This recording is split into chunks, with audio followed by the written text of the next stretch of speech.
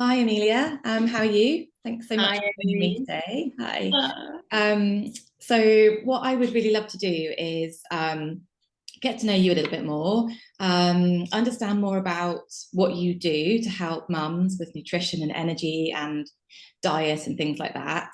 So, I'm going to ask you a few questions, some burning questions that I think some of the audience that I work with through sleep consulting would like to know about food, if that's okay. Um, Sure. but first of all, tell me a little bit more about what you do. Why is nutrition important, and how do you work with mums at the moment? Absolutely. Well, first of all, thank you for inviting me to have this conversation with you today.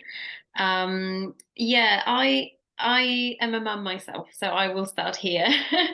Because outside of being a nutritionist, I do also have that experience of actually raising a child. My son has just turned 4 not too long ago, so I've gone through different phases of also introducing foods to his diet. And also, I've experienced how his arrival into our relationship and our world has massively changed the way I needed to go about preparing meals.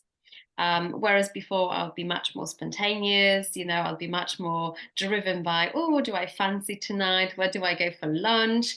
Having a small child at home made me appreciate meal planning, batch cooking, and meal prep so much more, because it wasn't just me to take care of my own needs anymore. It's more family members to feed, basically. So I really, as a nutritionist, I really found that area very, very exciting. I've been doing a lot of research, a lot of courses myself. I've bought several books, and I've been experimenting with different techniques until I came to a place where I've created a 6-step process for meal planning and batch cooking. So, for example, that's one of the things that came out from just a personal experience. Yeah, Okay. but mhm. It sounds like it's just about making life easier for families, but Absolutely. staying So healthy at the same time. yeah, so I think also working with one-to-one clients, we often start with building the right foundations, because it's not good enough for me to give people advice and present them with a long list of things that they should be doing differently from now on without them having the structure and tools to actually implement Mhm. those recommendations into their life. So for me, that preparation, I said it already, building foundations to healthy eating is really where I usually tend to start, unless people have those systems in place, then we can move on to something a bit more detailed. But yeah, definitely streamlining time in the kitchen, making it easy, really enables us to save time, energy, but also money on preparing meals. And that means we don't have to make a compromise on the food quality. So we can still prepare healthy meals, regular meals, or we can reach out for some ready-made meals as well. That's also an option, that's also part of a balanced diet, in my opinion, whilst at the same time not having to think about what am I going to cook for dinner tonight every single day. Yes, which we all know is a pain. And I've seen so many memes out there on social media that's like, you're happily in love with your partner, and then you get married and have kids, and all you talk about is what do you want to eat tonight? I don't mind. What do you want to eat tonight? And then suddenly it's like it's just not interesting anymore, is it? That side of things. It just becomes a bit of a drain on your energy and your time. So Absolutely. And I feel, this can happen to anything. If we do something because we enjoy it and it's always an option rather than something that's, firm ingrained in our sort of daily schedule or calendar, it's just a bit more exciting. Whereas if you provide food for your family every single day, and most families, begin with 3 meals a day, this is a lot to think about. And whether you're a mum who's taking care of this, whether you're a dad, or maybe you share that, or maybe you are lucky enough to have other family members contributing, maybe there's a grandma somewhere there, supporting you with the meals, everyone can benefit from having that initial process of thinking and deciding about what to cook, just to sort of boil it down to one session a week. um, and then do your meal planning, do your grocery shopping, and just remove that need to think about it every other day. yeah. um, yeah, so I felt at some point personally, I used to love cooking, but at some point I just felt that providing for all the family members, also considering their individual needs, like obviously having a child eating, um, going through different phases of eating. He'll be a bit more picky, maybe he'll be a bit more open. Although I tried, we use a lot of baby-led weaning, so I wasn't actually preparing separate meals every time for him, but still, you do prepare it in a slightly different way. I just felt like it's an onerous task that's just sitting on my shoulders, and I needed to find a way out of it. Yeah, for sure. And let's be honest, as mums, anything that can save us a bit of time is a good thing. But I had some sort of questions that I felt would be maybe top of the list for a lot of mums that they would really want to know the answer to. So the first thing was thinking about timings around meals. So we hear a lot about not eating too late at night, or certain foods that are not so good to eat at certain times in the day and things like that. So thinking about a family with children, what would be like the best timings for meals that could also support a busy work schedule as well for mum and dad? Mm-hmm. Yeah, so I guess it kind of depends on their situation, whether their children are in childcare or whether they're at home, whether both parents are working or maybe one of them is staying at home with the child. But there are some generic rules that I think will apply to anyone really. And that's not just to children, I'd say it's for parents and children at the same time. So one thing where if I was to answer this question, I would really like to start with the concept of circadian rhythm. And I don't know how much people are familiar with that. Very But important when it comes to sleep as well. yeah, wonderful. Of course you do. Yeah. So just explaining it very briefly, we do have circadian pacemakers around our body. They're like sensors that respond to different cues from the inside and from the outside world, for example, day and night. The brightness of the bedroom, for example, or the devices that we're using at night. But also, it will pick up lots of information from our bodies in terms of, how much blood glucose is circulating around the body, whether we've been using up energy for some activities, and essentially. Our bodies run around that clock, and it's impossible for our organs to be at peak all the time and always active. The body is very clever, but it's not, it's got its limitations as well. So quite naturally, the moment we wake up in the morning and the daylight is there, our digestive system starts to switch on, and it will naturally start to get less and less active towards the end of the day. Again, we've got some seasonal variations because obviously summertime, the day is so much longer, like it is right now. We're recording this in June and we're just past summer solstice. So we do have so much more daylight. Wintertime is different, but it's still a good idea to stick to a generic rule that between 7 a.m. and 7 p.m., this is the time when our digestive system can break things down, absorb and utilize that energy to fuel our activity. Okay. So I would say it's not a big deal if you tend to eat breakfast earlier than 7 a.m., but actually having dinner later than 7, later than 8, I'd say for sure. You may find, and some people are more sensitive, others are less, you may find that actually the foods are sitting in your stomach for longer. They're not being digested very well. Maybe your sleep gets disrupted. Maybe you wake up with uncomfortable bowel movement or you feel bloated. So these could be the symptoms of you just eating a little bit too late.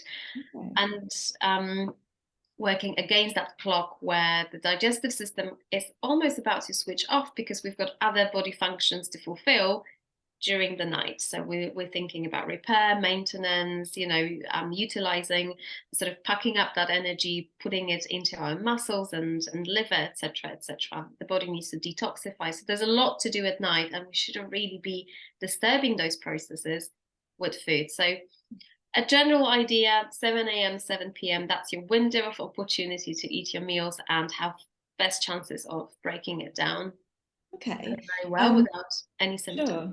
That makes a lot of sense. And it's amazing actually how much is just governed by that circadian rhythm. It's not just sleep, because I'm so focused on sleep, I forget there's so much else going on as well. But for those parents out there who have got little ones with sleep challenges at the moment, just will not go to bed, takes them a long time to go to sleep. Eating earlier isn't so possible because mum and dad are at work, and maybe they're not getting downstairs till say 8 o'clock. So they're kind of stuck in this sort of rhythm of having to eat a bit later at the moment. What would you suggest food-wise would be a good option? So is there something they could do, perhaps have a heavier lunch but a lighter dinner? What would be maybe a little way to work around that to help them in that? Yeah, of course. So I'm a big fan of that saying, breakfast like a king, lunch like a pauper, and dine sorry, and ah! Dinner like a lunch, breakfast like a Lunch like a king, lunch prince. like a prince. Yeah, dinner like Thank a you. Yeah, I love it because actually it makes so much more sense to have a robust, rich breakfast because we're about to fuel activities for the whole day ahead. And I know it's a tricky one because we're usually quite, short of time in the morning. So there's ways we can go around it. So definitely, if lunch is a meal where you have a bit more opportunity to sit down and eat a proper meal, that is definitely a great idea.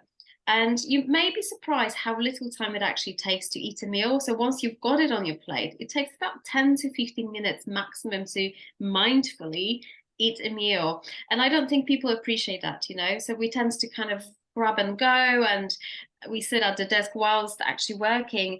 It doesn't have to be like that. Those 10 minutes, I'm sure anyone can assign to sort of be with that meal because it's also quite important to be present when you're eating so that you can allow for all the messages from the stomach to enter your brain and start communicating with that different organs involved in production of enzymes, hydrochloric acid, etc., etc. So yeah, mindful eating it's another subject. But anyways, going back to your question, bigger meals earlier in the day for sure. So if you're someone who tends to eat a sandwich for lunch or a salad, just turn it into a proper meal. Maybe dinner leftovers is actually what you want. Maybe a proper sort of tortilla, like a Spanish tortilla, with the side salad alongside of it is better than just having a salad itself. So just thinking about adding more protein and healthy fats into your breakfast and lunch so that energy, your blood sugar levels are a bit more stable and you're not starving when you come home, because that's basically the goal, isn't it? When we're hungry, we obviously get irritated easily, frustrated, and when the baby is not sleeping or not falling asleep, that's obviously even harder to deal with when you yourself are depleted, hungry, tired, etc., etc. If you're still eating lunch fairly early and you're coming home and there's no chance for you to eat dinner before doing the evening chores, then I would suggest to at least have some sort of snack beforehand. So before you go into that bedroom with your child, how about having some olives, some cheese cubes, maybe slices of sausages, maybe some nuts, something that's not rich in sugar, but rather in protein and fat. And that hopefully will make you feel a bit more full or less hungry at least, and will allow you to get going until you come back to that dinner. And if you tend to eat your dinner late for now, that's fine. That if there's no other way around it, I totally understand. Maybe try to get easier on starchy carbohydrates. So what I would advise is to bulk up on your grains and vegetables and protein-rich foods, fish, poultry, eggs, things like that, but not necessarily potatoes, fries, bread, for example, or pasta. Those would be the things I would probably avoid if I was to have them late in the evening. Sure. No, that makes a lot of sense. And I think for parents, like you say, you've rushed in from a day at work, maybe you picked up your child from nursery on the way home, or grandma or granddad have been with the baby and you've sort of come home to swap shifts or whatever. It's quite tempting, isn't it, just to quickly reach for a packet of crisps or have a quick chocolate bar as a bit of an energy kick, like you say, because you're really hungry and you're going to be stuck in that bedroom for a while. So that's really useful. Thank you. I think there's one more, if I could just add. A soup. For me, soup is a great and easy meal because you can make it in big batches. You can always have it available in your fridge. It lasts forever and it's very easy to reheat. So again, this is something that's quite easy to digest. And even if you're rushing, you can just enjoy a small bowl of soup before you go into that bedroom. That could be another option. So just, not fill your stomach too much, because you probably still want to enjoy that dinner and not, feel like you're entering it actually being full from the soup. But the soup will soothe your stomach a little bit, give your body a message that the meal is there. It doesn't have to be starving anymore. And then, hopefully your emotions are going to be a bit easier to control as well. Okay, that's really useful. And one I'm going to pass on to my husband, because he's a bit of a culprit of that, coming in from a busy day at work and then grabbing something snacky quickly before helping me with the bedtime routine, because I'm quite pregnant at the moment, so we're sort of tag teaming and helping each other a bit more. So that's one I'm going to pass on to him, I think. What was so my next question was about ways that mums and dads, but a lot of people that are going to be listening to this will probably be mums. So how can they keep their energy levels up when they are tired because of little one's sleep problems, but without reaching for the sugary snacks? And you touched a little bit on that with the olives and the cheese, but through the day when they're finding dips, because obviously, as we know, when the tireder we are, the more drawn we are to sugar, essentially, because we're looking for that energy boost. Yeah, and it's a survival mechanism. Our bodies wants to put that to raise that blood sugar fairly quickly, so we've got the fuel, because glucose is the fuel for all of our body cells. So my solution to that, I will give you some ideas for what the snacks could be, but I will, as I tend to, go back to the root causes. So the roots that will provide you long-term solutions is meal planning. Because when you've got meal planning in place, when you've prepped some of those ingredients, actually assembling a nutritious meal that will keep you full for long should take less time and energy. And if you do that for some time, that you do have a breakfast before you leave home, even if it's a small breakfast, you then have a nice balanced lunch, then hopefully that need for snacking and those cravings will not be as profound. So rather than answer what are the best snacks to satisfy your cravings, I would say each one of us can remove or minimize the need for cravings and be a bit more in control of it. So you can still enjoy that chocolate bar, or you can still enjoy the pack of crisps, but it's going to be out of your choice because you do fancy it, rather than out of this necessity of, I'm hungry, my energy is low, I'm irritated, I'm tired, I just need something to keep me going. Okay, sure. So it's more prevention over cure. Absolutely. Okay. Absolutely. Nip it in the bud by actually thinking a little bit about what you're going to have, and shifting that a little bit. So for example, when we were talking about meal timings, the best time to have your breakfast is within the first 2 hours of raising up. So you may think, well, actually I have no time to eat breakfast at home before I leave and do the school drop off or whatever. That's absolutely fine. Have some drinks, at least some water, maybe warm water, maybe tea, coffee on an empty stomach. It doesn't work for everyone. Some people can go away with it, so I'm not going to be too fussed about it. But it doesn't work for everyone, because it actually dips your energy lower than it should. So it may make you feel more tired and hungry and irritated sooner. So sometimes it's better to actually have coffee after a meal. But anyways, if you can't do it before you leave home, fine, but the moment you come to work, just allow yourself for those 5 to 10 minutes to just enjoy breakfast before you get involved in dealing with whatever's waiting there for you. There's another way, for example, if you don't have time to, let's say, eat a porridge at home, you can turn it into a porridge smoothie and just drink it on your way to work. Something that's easier to do at the same time as maybe driving or being on the train or actually responding to emails, but at least your body's getting a message that the food is coming in, and it doesn't have to be a croissant or a sugary pastry. It can be a nicely balanced porridge with some peanut butter, for example, some coconut oil in it. That will just be a better option for a quick breakfast than, grab and go cinnamon bun. Sure. And actually, that sounds really nice. I never thought about putting peanut butter in porridge, but that sounds really good. I'm definitely going to try that. Thank you. And then the last question I had was some simple and quick ways for tired mums to provide nutritious food for their families. And I suspect, I think I know you're probably going to go back to sort of the meal planning and the importance around that. But maybe a little bit more around food that the family can enjoy that might be more child friendly, and ways mums can sort of put that into their meal planning maybe. Absolutely.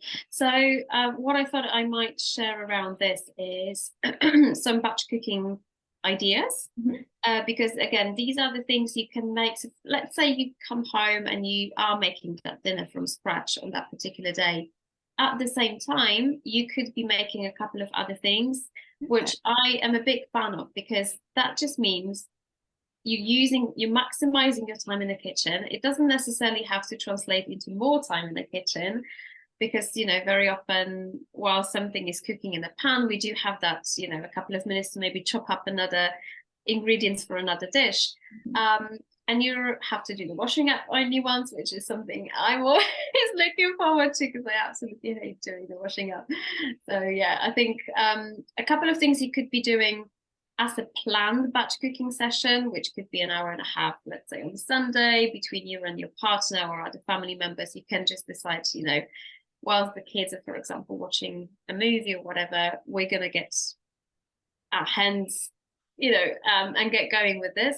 Or it could be just incorporated into your everyday meal preparation. So some of the things could be, you can cook your grains. So things like quinoa, rice, buckwheat, millet. Those are the things that can be pre-cooked, and they actually taste very good when they are reheated, and they can be stored in the fridge for up to 5 to 7 days. So that's one of your components already on your plate. The other thing is a tray of roasted vegetables, for example, drizzled with some olive oil or coconut oil, maybe with some spices, some cinnamon or cumin, just to warm it up if it's winter time, or something a little bit more lighter and fresh. So you could have some carrots, beetroot, sweet potato, pumpkin, parsnips, whatever you fancy. Just chuck it in the oven, and 45 minutes later, that should come out. And that could be another component of your quick go-to lunch, for example. And if you're baby-led, weaning your child as well, then those are, like carrot sticks roasted are lovely to just grab and enjoy. Steamed or parboiled green vegetables, so anything like asparagus, broccoli, pak choi, they can be just lightly steamed. You don't want to overcook them, but you do, so they stay crunchy. But then when you reheat them the next day, that additional couple of minutes on the pan, for example, will finish the cooking process, and they still should be quite firm and lovely in flavor, not turning bitter. But they don't require 15 minutes; they just require 3 minutes of heating up on the pan, for example. You can make a dressing for your salad, for example, which you can keep in a jar for, I tend to keep them for up to 10 days, but I'd say to be on the safe side, a week is absolutely fine. You can make a big batch of Spanish omelette, which is your potatoes, onions, peppers, olives, everything covered with lots of eggs. And that I make a big pan of, cut it into smaller pieces. And it's actually quite a nice lunch to take away with you, because it can be enjoyed at a room temperature. But if not, if you can make a simplified version, for example, without the onions, without the olives for kids, you can even make it half on the pan, really, or just make 2 separate pans. I had clients who used to freeze their Spanish omelette as well, so it does freeze nicely too. Something like quiche or tart, again, that can be made, just chucked in the oven, and you can have a whole big tray of it to enjoy for the next couple of days. Soup, as I said already, is wonderful for batch cooking, but also boiled eggs. So again, if you just need a quick assembly, you can have a portion of grains, vegetables, boiled egg, and off you go.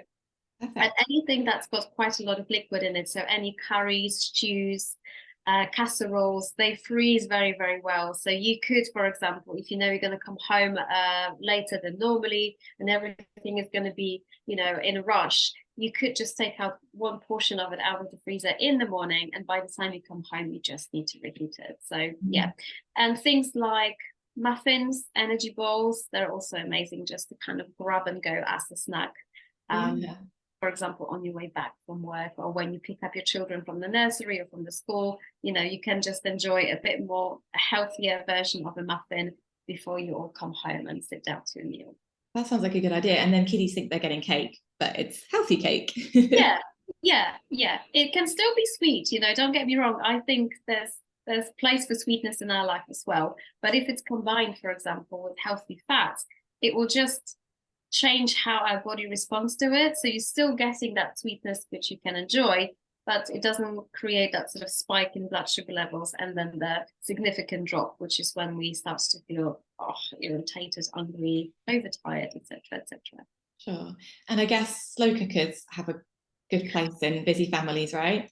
Absolutely. Slow cookers, and also the air fryers. You know, I've been experimenting with those lately. They're amazing. They really save time on meal preparation. So you may become friends with those as well. Okay. Sometimes it's worth investing in equipment which will last for several years, but will significantly sort of speed up and streamline your time in the kitchen. For sure. My slow cooker, I love it. It takes maybe in a lunch break when I'm working, or even just first thing in the morning, because that's the thing with kiddies, is your day tends to start quite early anyway. Just chopping up a few vegetables, you know, and you don't have to prep anything, unless obviously you're doing meat, which you might want to sear and things like that, or fry on some onions. Most stuff can just be chopped up and chucked in, and then lid on, and then a few hours later, and then you can batch that up and pop it in the freezer. Absolutely. And then there's obviously Thermomix and similar equipment, which actually does so much work for you, and it's just giving you directions, you know, to add some ingredients to it. It's quite an investment, but I do work with few families who do have a Thermomix. You know, they ask for it, for example, as the baby gift, and they swear by it. You know, they just absolutely love it. So sometimes it's worth just opening yourself up to maybe the options you didn't consider before. Sure. And I guess just on one last point, I think maybe something that put me off meal planning for a long time was because I knew the time it was going to take me to sit down and do the initial meal planning. But then I started to realize that the amount of time I was wasting just aimlessly wandering around the supermarket or sitting online, if you do an online shop, and thinking every single week, what are we going to eat this week? When I thought about all the time that that's taken, that's way more hours of my life than sitting down for perhaps an hour and a half and just planning the 2. And I've done mine on a 2-week rotation. So you could actually do 2 or 3 if you wanted to get more adventurous, couldn't you? But for those that just want to start off, maybe just a 2-week rotation, just to keep things simple. Absolutely. I am a big fan of making life simple. And I think it's absolutely fine to eat the same meal for 2 or 3 consecutive days if it works for you. It's absolutely fine to have a 2 weekly meal planner and just rotate it, and just, you know, every now and then you will urge to change one meal or another because you'll just get fed up with it. But sometimes, you know, I would value the ease of it, and also the fact that you will ensure you have balanced meals every day over lack of variety or things just, you know, getting a little bit boring. Because with a good meal planner, there's space for there's flexibility. There's space for let's have a takeaway tonight. There's space for let's go and have a meal at the pub, or, you know, let's have lunch out. Or there's space for let's buy a ready-made meal. It doesn't always have to mean that if you're meal planning, it means you have to think about every single meal, and you don't have to stick to it religiously in terms of we're gonna have that on Monday. Well, you don't have to. If you have ingredients on hand, you know, maybe you'll have some leftovers from the day before, then you can make that new dish the next day. So there's a lot of flexibility, and I think that's what people are being put off by quite a lot. They think that if they're going to meal plan, everything is going to be pre-planned structure and there's no space to make any change. There's plenty of space, but actually having that structure allows you to make more informed choices and be a bit more in control of when do I fancy to go out for a meal and when do I need to go out for a meal because there's nothing there. Sure.